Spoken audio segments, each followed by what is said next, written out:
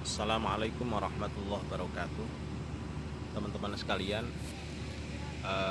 pada kesempatan hari ini saya akan menyampaikan tentang masalah teori produksi dalam Islam. Kenapa kok kita perlu mengetahui tentang masalah hal ini? Ya, disebabkan karena banyak orang yang sering terjebak mengenai apa itu yang disebut dengan istilah produksi, apa itu yang disebut dengan istilah produk, dan syarat-syarat yang masuk di dalam akad produksi. Sebagaimana dulu pernah saya sampaikan bahwasanya teori produksi dalam Islam itu pada dasarnya ada dua, yaitu yang pertama adalah mengikuti akad musakoh atau akad kirot atau akad mudorobah. Terus kemudian yang kedua adalah mengikuti akad syirkah.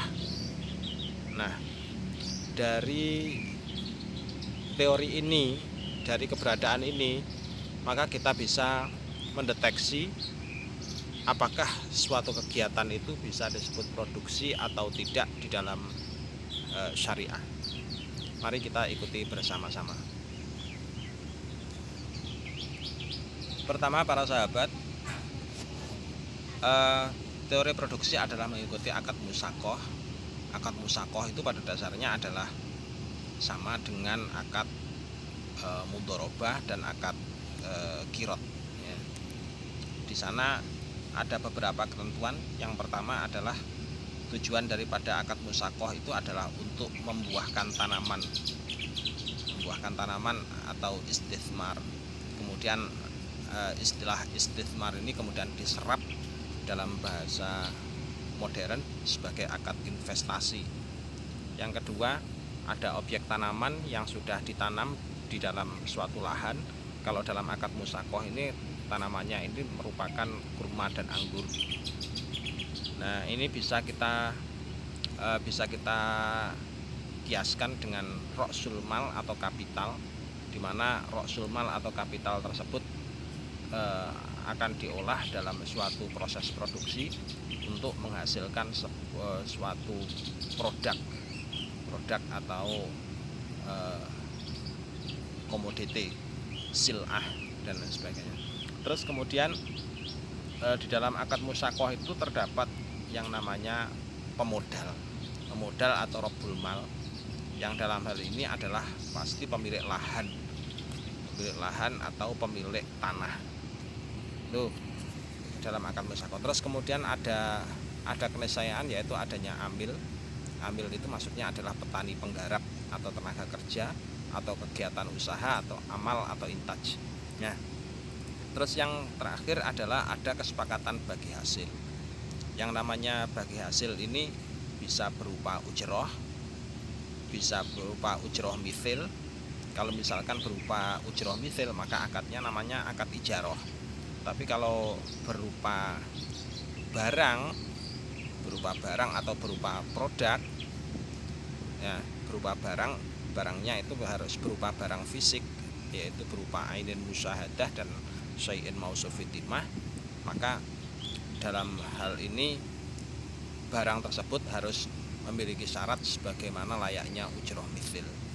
Sebenarnya di awal-awal dari presentasi ini ada kami sudah sediakan masalah slide untuk masalah syarat-syarat sesuatu bisa disebut sebagai harta, atau sesuatu bisa disebut atau bisa dipakai sebagai ujroh.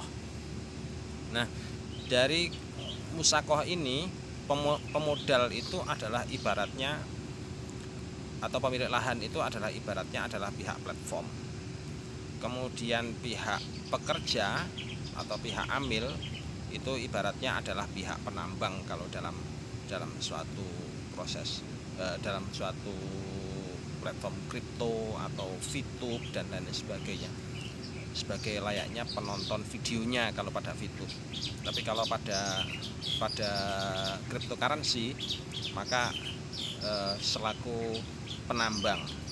Nah, kemudian hasil dari tambangan itu berupa bisa disetarakan dengan berupa buah atau investasi, tetapi investasi ini buah atau investasi ini bisa diakui sebagai produk apabila memenuhi syarat sebagai ain musyahadah ataupun syai'in mausuf fi dhimmah. Terus kemudian yang terakhir adalah harus ada kesepakatan bagi hasil. Dalam hal ini adalah antara pihak platform dengan pihak penambangnya itu meniscayakan harus ada bagi hasil apabila sudah menghasilkan suatu produk. Tapi nyatanya dalam cryptocurrency itu tidak ada kesepakatan bagi hasil ini. Yang ada hanyalah sebuah entitas kriptografi yang kemudian akan dikemas sebagai bagian dari cryptocurrency tertentu. Sehingga kemudian untuk mendapatkan bagi hasilnya ternyata pihak penjual atau pihak penambang itu harus menjual kepada pihak lain. Mari kita ikuti dari slide berikutnya. Ini kawan-kawan,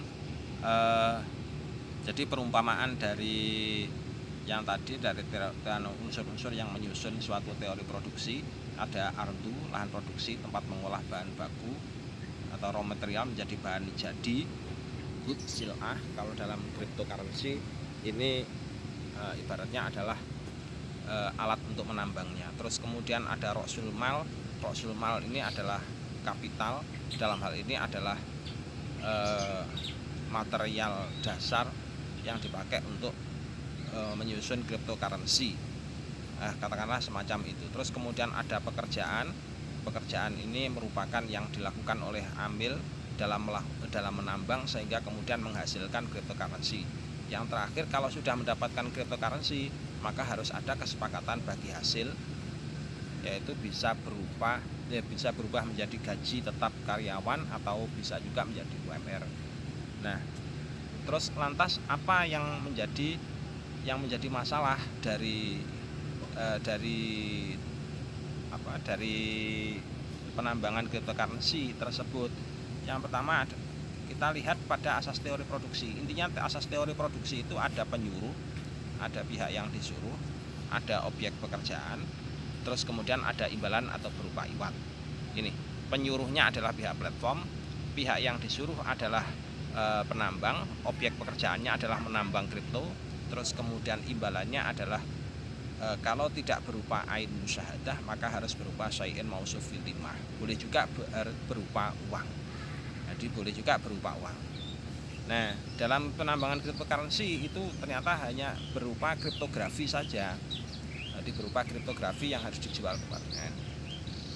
Nah, problem yang senantiasa disampaikan itu adalah misalkan kalau pada cryptocurrency termasuk sil'ah apa bukan? Kita lihat tadi termasuk produk apa bukan. Nah, untuk menguji bahwasanya cryptocurrency apakah produk bukan, apakah cryptocurrency itu bisa dibeli langsung oleh pihak platform.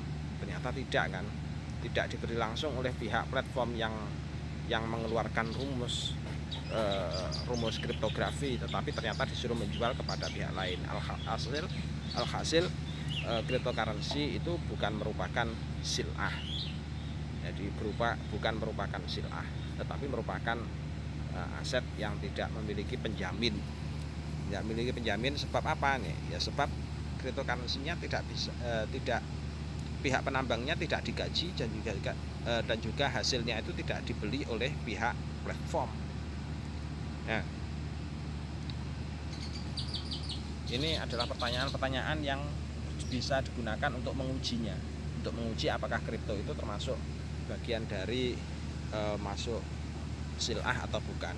Jadi pertama adalah tanyakan terlebih dahulu siapa yang menyuruh melakukan penambangan. Jawabnya adalah pasti platform kripto. Apakah penambang mendapat upah dari platform? Jawabnya tidak, dia hanya mendapatkan material kriptografi. Terus apa yang didapat oleh penambang? Jawabnya adalah pasti aset kripto atau kriptografi tadi. Apakah platform kripto membelinya? Jawabnya adalah tidak. Bagaimana aset kripto dijadikan uang? Jawab dijual di blockchain. Siapa pembelinya? Jawab pasti adalah pihak lain. kesimpulan hukum, berarti platform menyuruh miner meminta upah kepada pihak lain. Maka inilah yang dimaksud dengan bai makdum atau jual beli aset fiktif, sehingga kemudian setara dengan money game. Sikap kontraproduktif terhadap kajian-kajian ES yang sering dialamatkan kepada para peserta bahsul masail itu adalah semacam ini, bahwasanya dianggapnya bahwasanya para kiai itu ketinggalan zaman dan nggak ngerti teknologi blockchain. Dianggapnya bahwasanya teknologi blockchain itu merupakan teknologi yang luar biasa. Padahal sebenarnya juga tidak. Teknologi blockchain kalau itu diterapkan pada cryptocurrency, ya, kalau itu diterapkan pada cryptocurrency, pada dasarnya adalah justru malah menjadi pihak keempat. Jadi menjadi pihak keempat dari akad yang sudah baku saat ini. Kalau kita misalkan transfer uang kepada pihak lain, kalau lewat perbankan, maka kita cukup memakai aplikasi perbankan tersebut, terus kemudian kita langsung transfer ke rekening pihak yang menerima. Tapi ada pihak ketiga di situ, pihak ketiganya atau pihak yang menengahi, yaitu perbankan. Jadi uangnya sudah disimpan di perbankan. Tetapi yang ini kan tidak. Kalau untuk yang cryptocurrency kan tidak ada. Tidak langsung seperti yang digaungkan, yaitu peer to peer, yaitu antar pihak, antara person satu dengan person lain. Peer to peernya itu terjadinya adalah justru malah pihak yang mau mentransfer uang itu harus membeli produk kripto, dan nanti produk kripto itu nanti dijual lagi kepada pihak lain secara oper, seterusnya semacam itu. Padahal kriptonya sudah dibeli. Kalau misalkan itu sebagai teknologi transfer uang, maka seharusnya begitu uangnya sudah ditransfer, maka kriptonya itu hanya sekedar sebagai ibaratnya kertas kwitansi pembayaran. Kertas kwitansi pembayaran itu apakah kemudian bisa dijual? Jelasnya tidak. Itu ibaratnya adalah sebagai bukti pembayaran, bukti transfer. Harusnya itu tidak bisa lagi dijual. Tapi ternyata enggak. Ternyata cryptocurrency yang dipakai sebagai alasan transfer dengan jalan dibeli tadi itu ternyata masih bisa dijual lagi kepada pihak lain. Kan sama saja dengan kita itu menjual kwitansi. Nah, ini yang menjadi permasalahan dalam cryptocurrency. Oleh karena itu jangan heran apabila kemudian ada pihak-pihak lain yang berkepentingan dengan cryptocurrency tersebut, kemudian mengalamatkan kepada pihak-pihak mubahithin seperti para kiai seperti di LBM PWNU Jatim yang dianggapnya sebagai kuno dan nggak ngerti tentang teknologi blockchain. Padahal aslinya blockchain yang menghubungkan antar pihak tadi itu sama halnya dengan seseorang transfer uang kepada pihak lain kemudian diberikan bukti transfer. Nah, bukti transfernya ini tadi kan ibaratnya adalah cryptocurrency-nya tadi. Seharusnya bukti transfer ini sudah nggak bisa lagi dijual, tapi ternyatanya kan masih bisa dipakai untuk dijual kepada pihak lain, bahkan dipakai untuk aset spekulasi. Itulah yang menyebabkan kemudian cryptocurrency adalah hukumnya haram. Demikian, semoga bermanfaat. Assalamualaikum warahmatullahi wabarakatuh.